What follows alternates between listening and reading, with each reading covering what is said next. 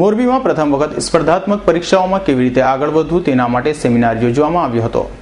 સામાન્ય રીતે વિદ્યાર્થીઓ અસમંજસ સ્પર્ધાત્મક પરીક્ષાઓ પ્રત્યે પ્રવૃત્તિ હોય છે, ત્યારે સ્પર્ધાત્મક પરીક્ષાઓમાં અંગે માર્ગદર્શન માટે મોરબીમાં એક નવતર પ્રયોગ હાથ ધરાયો હતો, જેમાં મોરબીના રવાપરા રોડ પર આવેલ ન્યૂ એરા પબ્લિક સ્કૂલમાં મોરબી જિલ્લાના મોટાભાગની શાળાઓના આચાર્યો અને શિક્ષકો તેમજ વિદ્યાર્થીઓને IAS, GPSC, UPSC, IPS, IRS, IFC જેવી જુદી જુદી સ્પર્ધાત્મક પરીક્ષાઓમાં કેવી રીતે તૈયારી કરવી અને તેના માટે પહેલાથી વિદ્યાર્થીઓને માર્ગદર્શન આપવું તેના માટે સેમિનાર યોજવામાં આવ્યો હતો। અત્યારે આપણી શૈક્ષણિક પ્રથામાં રિફોર્મ્સની જરૂર છે, તો એ માટેનો એક આ પ્રયત્ન છે।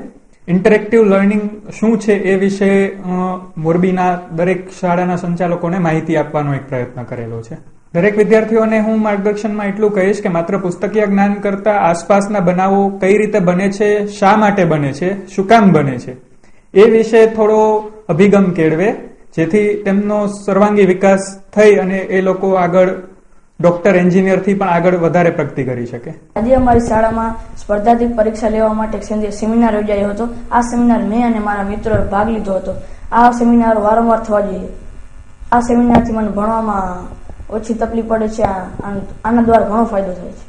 આ સેમિનારમાં બીએચ ઘોડાસરા, કાંતિલાલ મુતિયા, ડોક્ટર મેહુલ બરાસરા, જિલ્લા શિક્ષણ અધિકારી એમ.વી. નાગાણી સહિતના શિક્ષણ તજજ્ઞોને ઉપસ્થિત રહ્યા હતા અને તેમણે વિદ્યાર્થીઓને પરીક્ષાત્મક કઈ રીતે માર્ગદર્શન પૂરું પાડ્યું હતું। રવિ મોટવાણીનો રિપોર્ટ, S9 ન્યૂઝ, મોરબી।